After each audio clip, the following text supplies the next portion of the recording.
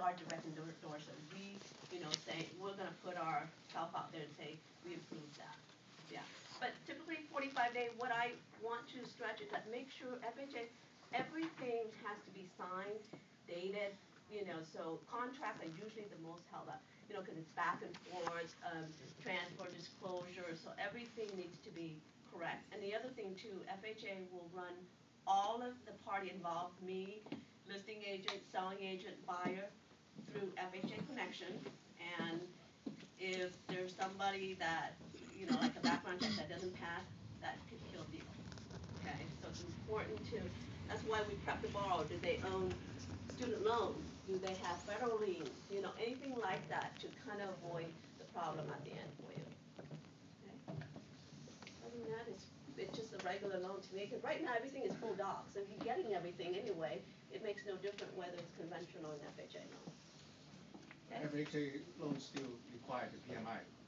Yeah, yeah, but the 2.25% is rolled into the, the upfront MI is rolled into the loan, and then they have the monthly MI, and actually the monthly MI is cheaper than the conventional, okay? The other thing is, the rate on FHA loan is awesome. Even a 30-year fixed right now in high balance is like 4.75.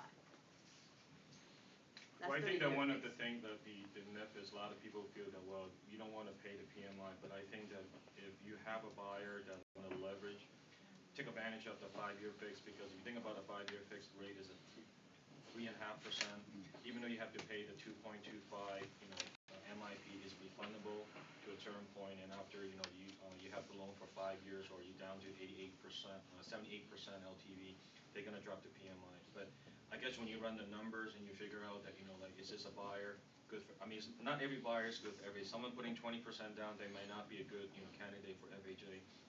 One of my colleagues, Peter, yesterday he had a situation that buying, the guy's putting 20% down, but like he's buying another home within the city, which is, we can't really call it as a second home or first home. So somehow we have to call it, he was trying to call this thing as a second home or investment property, but for some reason, that because it's a flip property, the only thing that we can probably get the property approved is put it under FHA with the daughter going in as a primary and the parents going as a co-signer, which is totally legit. But again, sometimes they have to go in and run the number whether or not, if they want to get this property, they might end up have to pay for some premium. But 2.25, and you're able to get the property that you want a better rate. Yeah, and the number all work out to be about the same at the end of the day. There's no pricing premium hit for condo on FHA. There's no pricing premium hit for unit on FHA. And like I said, they allow kitty condo. So if there's a parent that wants to buy a house in Stockton for her daughter to go, I mean, literally the daughter does not have to have a job. As long as the parent qualified, that's fine. Okay, so it's really good as long as it's a primary for the daughter, because they allow non-occupant co-borrow. So there's a lot of ways that we can look at a loan and just try to make it work for you and make the sales for you.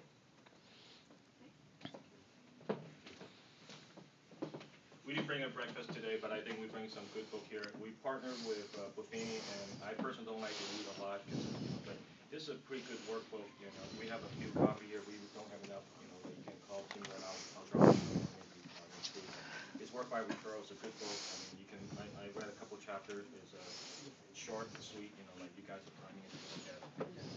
I think I have about a few minutes. I'm just gonna go over a few programs. One is the 203K, which is a renovation program, and the other one is the project approval.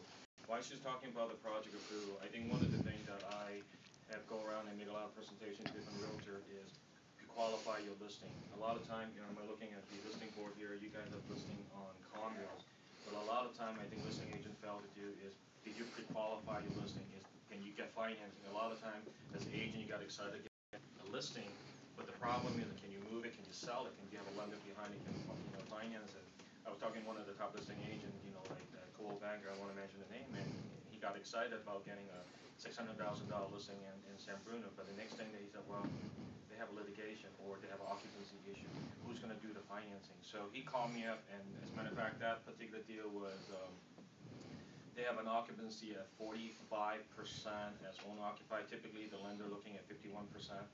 my first reaction was probably no, so I guess I called my project approval, said, well, we have a 45% occupancy, is that gonna be an issue? They said, what else do we have?